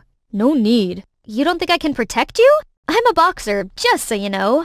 Ha! Ah! You know what I hate the most in this world? Boxers. And by the way, could you move your punching bag elsewhere? It frustrates me every time I see it. So all my efforts to charm him are for nothing? And what does he have against boxing anyway? The next couple days, I arrived home from school to see what seemed like a heated argument between Dad and Denzel's mom, Michelle. I came to ask what was happening, and turned out Michelle just opened up a new pizzeria right around the corner from my family's. Now she's officially competing with us. I lost my job in the city, and making pizza is the only job I've ever had. But why in this town? Why so close to our restaurant? We actually inherited the land from Denzel's grandmother, and I can't afford to move anywhere else. But trust me, I didn't mean to compete with your dad. I see. Why don't you come over for cookies? Denzel told me you're in the same class with him, right? Denzel mentioned me? It sure feels awkward with Michelle, but if I could be close to Denzel again, why not? Once inside, I was immediately impressed with a house taken care of by a woman's hand. It's a small space, but felt so cozy. Everything was so organized, and look at all these high heels. Wow! Pamela, I just noticed your hair is so beautiful. Can I style it? Really? Please do! Dad used to make me wear a beanie all the time because he always messed up my hair. It feels so nice being a girl again. I got home thinking Michelle was pretty nice, and she reminded me of Mom. So I explained to Dad, trying to calm him down. But once Carson whispered something to him, he immediately decided to declare war on Michelle. Ironically, Michelle's pizzeria soon attracted all the customers, since Denzel in a waiter outfit is on the next level. Carson and Dad were furious, and they decided to pull pranks on them, starting with the restaurant's sign. Then they spread rumors online that Michelle didn't wash her hands after using the bathroom and went straight into kneading the dough. Carson even planned with Dad to sneak a rat into Michelle's pizzeria to scare the customers away, but I informed her just in time, so she successfully avoided harm. Meanwhile, the more I hung out with Michelle, the closer we got. We went shopping together, recreated all my favorite dishes Mom used to make, and she even taught me how to do makeup. Pamela is so pretty, right, Denzel? Was I hallucinating, or did he just blush? One day I came over to Michelle's restaurant after class, but it wasn't as busy as usual, and Michelle seemed so depressed. Someone pretended to be me and posted nasty reviews online for your dad's restaurant, and townspeople thought it was me. They decided to cancel on me and call me out for using unfair practices, but I swear I had nothing to do with it. Feeling uneasy, I ran home to confront Dad. But when I arrived, I saw a sprinting figure in black running away from Carson and Dad. You thief! Stop right there! Suddenly, Denzel appeared where the thief was heading. He immediately held Denzel hostage. Take him down! But Denzel just stood there frozen. Right then, a motorbike rushed over. The thief quickly pushed Denzel away, jumped onto the bike, and got away. I rushed to check on Denzel, but he seemed annoyed and left. We could have captured the thief. What a coward. Denzel froze at those words, but then let go and walked away. Later, I was glad to know the thief didn't steal anything from my house, but Carson started trash-talking Denzel again. Mr. Barkley, I think Denzel was behind the theft. That was probably why you let them go. Quit it already! Why do you have to be so suspicious and hateful? Oh yeah? What about you? Have fun snitching on our plan to Michelle? What? You've been telling them our plans? I did? So what? Since when did you become so petty, Dad? And the whole fake review kerfuffle? It was you who pretended to be Michelle and gave our restaurant bad reviews, so she got cancelled, right? Dad didn't say a word when Carson jumped in. You got any proof? Just as I thought. While you were hanging out with those suckers, Mr. Barkley and I did some digging and found out Denzel was Rocky's son, his worst enemy. Can't imagine the boxer's son being such a wimp. Stop calling him a wimp! That's enough. Pamela, you have one choice. Stop hanging out with Michelle and that wimpy kid. I will never accept that kind of man. Too frustrated, I just stormed out of there and went straight to Michelle's. I then unloaded everything to her, and she invited me to stay over till Dad calmed down. Thinking about what Carson said earlier, I asked, "So, is Denzel's dad Mr. Rocky, the boxer?" Yes, he is. But we got divorced a long time ago. Denzel's been staying with me since. It suddenly turned awkward and heavy. Denzel just stood up and left. It's just that Denzel doesn't like talking about his dad. Anyway, I'm gonna head to bed. Make yourself at home, okay? I then joined Denzel when he suddenly spoke up. You know why I didn't fight back? That day with Carson at the mall, or even today? You probably think I'm a coward too. No, that's not what I think of you. When I was a kid, I used to admire him and even dreamed of becoming a boxer just like him. But then that same man, outside the boxing ring, became a monster to my mom. I put him up on a pedestal, but he made her life miserable. So I swore to myself to never use violence and stopped boxing. So that was why. He thought the sport itself made people become violent? Surprisingly, after the roof talk, Denzel seemed less distant and even waited for me after class. It was still a little awkward, but just being this close to him was enough to make my heart join Formula One. However, Carson wouldn't stop being an annoying third wheel. Legend, oh legend, the third wheel legend, always in the way. He followed us everywhere, and people started calling us the Three Musketeers. Ugh. Meanwhile, the pranks from Carson and Dad were getting more and more serious. Michelle's supply trucks were constantly tampered with and lost all of their ingredients on the way. Michelle was distraught, while Denzel was furious and suggested he go get the ingredients himself. I had enough. So that afternoon, when Dad was still busy at the restaurant, I confronted Carson. "It was you all along, wasn't it? Dad couldn't do all that single-handedly. Thanks to you, Denzel will have to carry the supply himself tonight." Always Denzel, Denzel. Could our conversation be less about that coward and more about you and me? Then maybe I could convince Mr. Barkley to stop. In your wildest dream, even if you were the only man left on Earth, I'd rather go extinct than date you. There, that should knock some senses into him. But later that day, I got a text from Carson. "If you want to know who's responsible for the sabotage, come to the junkyard. Oh, by the way, Denzel's gonna drive past too, right? Shipping the ingredients and all." What is he up to? I texted Dad to come with, as this could show him Carson's real face. Then I ran to the junkyard. I arrived to see Carson standing there all by himself. "You were right. It was me all along who faked Michelle's reviews and sabotaged her supply trucks. I tried so hard to get you, but you only had eyes for that stupid Denzel. But in just a moment, you'll see you picked the wrong guy." What are you doing? He tied me to a car despite my efforts to get free, then went to set up what seemed like a trap. Just then I saw Denzel, carrying goods on a scooter, about to come through. "No! Denzel! Don't!" He drove straight into the trap, lost control, and fell over. "Oh, boo-hoo! Did it hurt? Too bad. You and I are gonna fight right here, right now. Whoever wins can have Pamela." "I already told you, I don't fight." "See, Pamela? He's not interested." "You're willing to go this far to prove a point? You know what? Challenge accepted." Oh, no. He just fell and looked like he'd hurt his leg. Carson immediately out Denzel easily. I was screaming when someone appeared next to me. "Dad!" "Shh. Let's just see. A true boxing spirit will not back down easily." Just then, we saw Denzel slowly rise up and suddenly gave Carson a knockout. Holy camole! Where did that sudden burst of power come from? I immediately rushed to check on Denzel while Dad went to Carson. "I trusted you, but you dared to do all the dirty deeds behind my back. You don't deserve to be a true boxer. Get out of my sight for good. Now!" "Who's the coward now, huh? You said you'd never fight." My dad makes me think boxing is violent and violence is bad, but it's not. Abusing violence is. It's okay to fight for justice. In this case, fighting for the people I love. Sorry, Denzel. I was wrong for judging you too quickly. You're not a coward at all. That's right. A man's bravery doesn't just come from his brawn or belligerence, but should come from his spirit. Huh, did I say something wrong? Wow, never thought you could be this mature. My dad then went and apologized to Michelle for hurting her business and suggested they join forces together and open up a new pizzeria. Fortunately, Michelle was cool and agreed. After that, Denzel decided to get back to boxing. And best of all, my dad is teaching us both. Okay, you two can practice now. I gotta go over to the restaurant to help Michelle. And you know what else? Denzel and I are finally dating. Ouch, it hurts so bad. Oh, I'm sorry. Are you... You and your silly antics. It does hurt. I'm not joking. Does this help then? Hi there, I'm Anita, a science pro and robotics prodigy. I've won countless trophies, including one for making a talking replica of BB-8.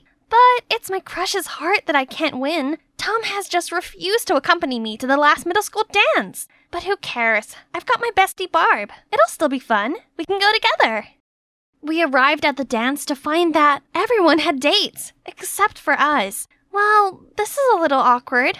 Move. This is a dance floor, grannies. Either you dance or get out. I bet this is the first party you've ever got to attend. As if Tom would go out with such a loser. Yeah, you should try asking your robots out instead. As they walked off laughing, I felt so disheartened. Barb told me not to listen to them, but their words niggled away at me. I realized if I didn't change, then I'd waste the rest of my teen years by being a loser that got left out of all the fun. I needed to reinvent myself now before it was too late.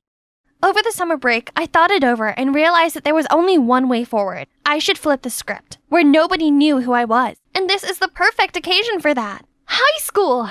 I purposely chose a school that's across the city. It's a bit inconvenient, but that's how to be sure I'd not run into anyone from my local middle school. Of course, except for Barb. She's going there with me also. Hey, recognize me? I'm still Anita. Like my new look? I've had a style update, ditched my glasses and all the uncool geeky stuff. Ooh, let's surprise my bestie. Anita? Whoa, talk about a Captain Marvel transformation. Gee, thanks. This hair color is so in season right now. Hang on, you look just like Chelsea. Oh, do I? How funny. You sound like her too. Okay, so Chelsea was this popular girl from middle school. Yeah, I may have spent all summer studying her. Alright, I actually mirrored her style and mannerisms. I'm just learning to better myself. This isn't any different from using humans as models when programming a robot. Besides, it's not like Chelsea's here to mind. Speaking of robots, how's your BB-8? No, that's my past. We'll never be cool and get boyfriends if our peers think we're nerds. Come with me after school, I'll give you a makeover too. It's okay, Anita. I don't mind being a nerd. But if this makes you happy, then you have my full support. My sweet, naive Barb has no idea how incredible being cool would be. They're the cool kids here, aka celebrities. They're so dazzling and popular. And oh my god, who's that? He's so dreamy. So I confidently strutted over to introduce myself to the whole group when... Luckily, no one seemed to notice my fall, or they just didn't care. Anyways, this was only my first day here. I had loads of time to fit in with the celebrities, and then catch that hottie, who supposedly named Eric's attention. At first, the popular girls didn't notice me, but then a few days in, Lou, the celebrity's leader, had a lipstick emergency and I sprung to her rescue. See? I told you, this burgundy shade really pops against your cool undertone. Ruby Woo? That's so 2015, Ashley. You can put that away. And easy peasy, I became part of the group. They invited me to their parties, shopping trips, and spa days. It's like entering a completely new world, an extra shiny one. I got to sit with them at lunch where they Ubered low-calorie food. Normally, I had the same as them, but today my mom packed me a special sandwich with the moist maker, just like Ross's from Friends. Sorry guys, but Anita doesn't share food! Are you seriously going to drink that? You can practically see the fat and lactose swirling in it. Gross. Oh, okay. Looks like the moist maker would have to wait. I looked around and saw Barb sharing her mom's amazeballs mac and cheese with her new geeky friends. I've not spoken to Barb properly in weeks. We kept trying to reschedule as I had manicures with Lou, Haley's party, and all these other after-school shopping trips, which kept getting so expensive. Aren't you gonna buy that? You haven't bought anything. That's because I only wear tailor-made clothes made of Egyptian cotton or at least silk linen. Okay. In that case, you can be our assistant. Make sure you wear a cute cardigan tomorrow for our OOTD Instagram post. Ashley has made a list of the available colors. That's why I had to use all of my allowance on this cardigan. But it's fine, that's just how popular cliques had to be. And it's so nice of them to let me hang around. I proudly strutted alongside the celebs, looking just like one of them. Other students gawped at us, and it sure felt good. But suddenly this dizzy spell came over me. I started shaking and feeling cold, then pitch black. I woke up in the infirmary to Barb's worried face. Oh good, you're awake. It's no surprise you passed out. You aren't eating enough. What? I'm eating just fine. Besides, skinny is chic. I'm not arguing with you. You're lucky your head didn't hit the floor thanks to Eric. Eric saved me? He must have caught me like in a romantic movie. This diet is amazing. I wouldn't have been in Eric's arms without it. Later, I tried to thank him, but he put his headphones on and walked off. And I never saw him at any of the celebs' parties or anything. A hot guy like him is probably hanging out with an even cooler clique and interested in even more popular girls. I need to try harder. But my geeky side wasn't going to stay suppressed. One time, this guy slated Spider-Man 2099, my favorite character ever. Dude doesn't understand how the multiverse works, and his suit sucks. Are you kidding me? As if you know how it works. His suit incorporates Parker tech and has stealth features and exploding spider saucers. Okay, cool it, new girl. It's just some weirdo jumps around in spandex. Right, be cool. Cool kids didn't geek out over superheroes. Luckily, everyone else seemed distracted. I turned to look and saw them already flocked around some new kid with a huge backpack, a comic t-shirt, and jeans. It's like looking at middle school me. When I managed to get a closer look, I almost fell over in shock. It was Chelsea! Why would pretty, popular Chelsea do a total 180 on her looks? I tried to avoid Chelsea, but then one time when I was trying to approach Eric, she appeared, and he actually spoke to her. Does Chelsea know Eric? Since when? How come? Ah! Time stopped as I stared into his big, dreamy eyes, but falling for each other again? You might as well just stay in his arms. I quickly walked away and passed Chelsea. Our eyes met. Did she recognize me? She didn't say anything, but was that a smirk I saw? I needed to find out if Chelsea really recognized me, so I turned to Barb. It was a bit awkward, as we hadn't spoken in a while, but luckily Barb was cool about it and said she'd try to find out. We chatted a bit, and then she asked me, "We are still going to Comic-Con on the 7th, right?" "Yeah, of course. Can't wait." I was excited about Comic-Con until a few days later, the celebrities had a big announcement. They were attending Conan Gray's concert on the 7th.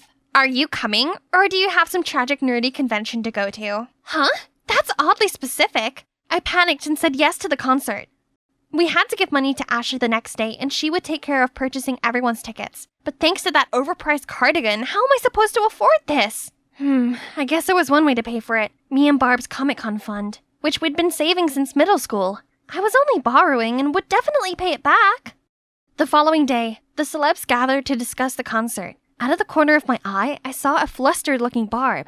What about our plan? Did you just spend all your savings on some concert you don't even care about? I'm sorry, I promise I'll pay you back. I just needed some time. So, you spent my share too? How could you? I felt terrible. I never meant to upset my friend like that. I just really wanted to fit in.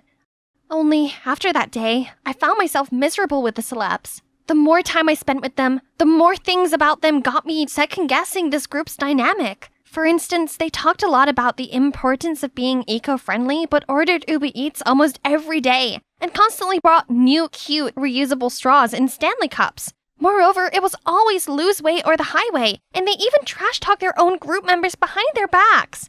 I found myself often looking around for Barb and then feeling extra guilty.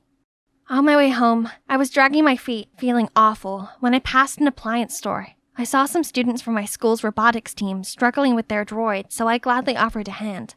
If you want my lunch money, take it, but please leave Gears Brosnan alone. We worked hard on it. I tried explaining that I just wanted to help, but they kept pushing me away.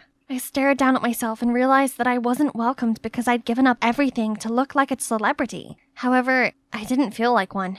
I'd stood by and let the celebs push everyone else around. Was this really the life I wanted?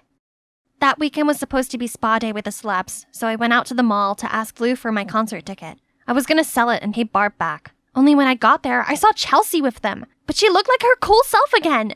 Uh-oh, I better go. But too late. Chelsea caught me and told everyone. Guys, look who's here. Fun fact, Anita and I used to be friends back in middle school. Cover yourself in foundation all you want, but your nerdiness will still show. Everyone started laughing, and that's when it dawned on me. They were all in on Chelsea's plans to expose me. I wanted to leave, but I still needed my ticket back.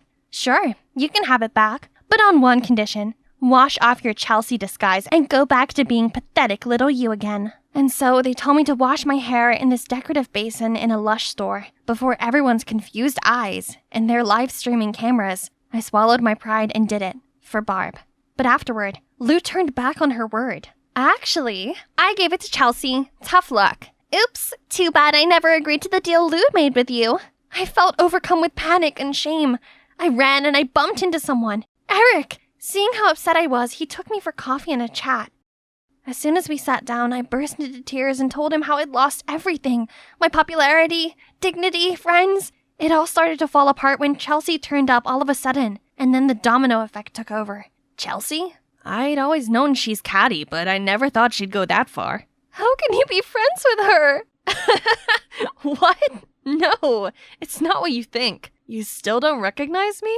What do you mean recognize? Then he revealed that he was from my middle school. I was shooketh. But if I squinted real hard, I guess he did look vaguely familiar. Whoa, puberty hit you like a truck. Same for you.